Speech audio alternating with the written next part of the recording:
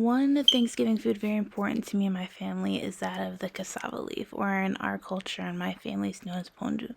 It's very important to us culturally and personally. The cassava plant is native to tropical areas such as Africa, South America, and parts of Asia. Cassava is a huge part of the diet for over 800 million people in 80 countries. The greatest consumption of the crop per capita is in sub-Saharan Africa. It is believed that the cassava plant was introduced to sub-Saharan Africa by the Portuguese in the 16th century. Along with the extremely high consumption in Africa, it is also very highly consumed in South America. Worldwide production of this crop has also doubled in the past 30 years. The cassava crop is specifically useful in places such as Africa because of the crop's reliability during drought, locust, tax, and during the hungry season, known as like a crop of famine. It also produces higher yields per unit of land than other crops that are vastly grown in Africa, such as yams, wheat, and rice. The reason the cassava plant is reliable during times of locust and attacks such as that is because the cassava plant is known to produce cyanogenic glucosides that provide an immediate chemical defense to any pests or pathogens that could possibly damage the plant.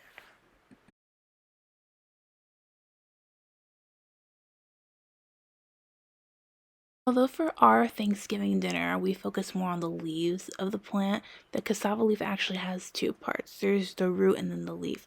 Both can be used and both are used for parts of food. For example, the root can be used for things such as, you can make fries out of them. You can make a sort of mashed potatoes based out of like the root, which can be known as a juca or, just the root of the cassava plant. There are also many people that make desserts out of it as well.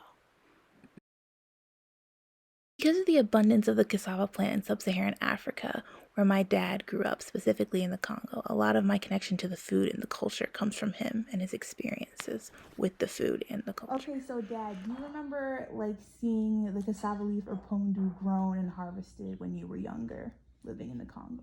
Sure. And what was it like? Well, it's a plant. You harvest both the roots and the leaves. Yeah. So the leaves are picked up just like you do with spinach or any leaves here. So obviously it was different, like having it in the Congo and then eating it here. So how was like getting access to it or buying it different from in the United States than the Congo? Well, in the Congo, it's all over the place. Here you buy it. We get it mostly from Asian stores. And there's some people import it too. Yeah.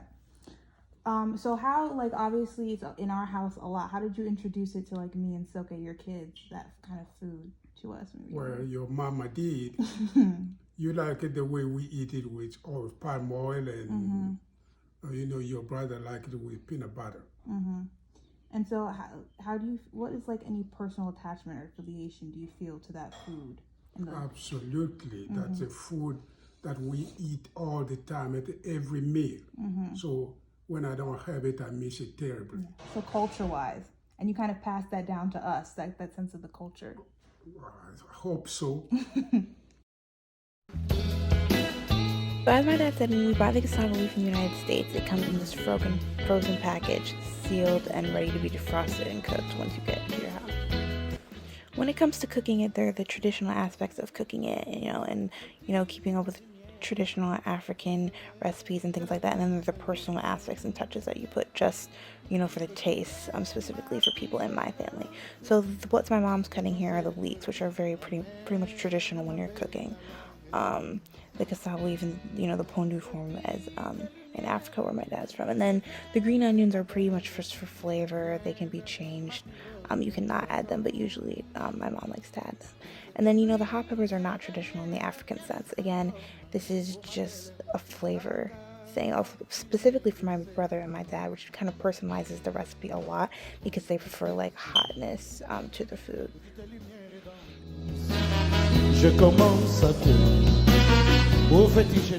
So the seafood stock my mom just added again is not so much a cultural thing, it is a personal preference. You can just use water so that the leaves like release that kind of flavor that we want for the pondu. And then this specifically though, the palm oil is extremely traditional, extremely cultural. It's how my dad used to eat it back home. It's pretty much a staple when you're making this dish specifically, but it's also used in a lot of other African dishes. This actually was a pretty simple form of the recipe. People often add like fish or meat or things like that. Particularly my dad often likes saltfish in this, but I personally don't like it, so my mom leaves it out. Again, it's kind of a personal thing for family, different touches. When my brother was younger, he also liked peanut butter mixing with it. You can do that as well.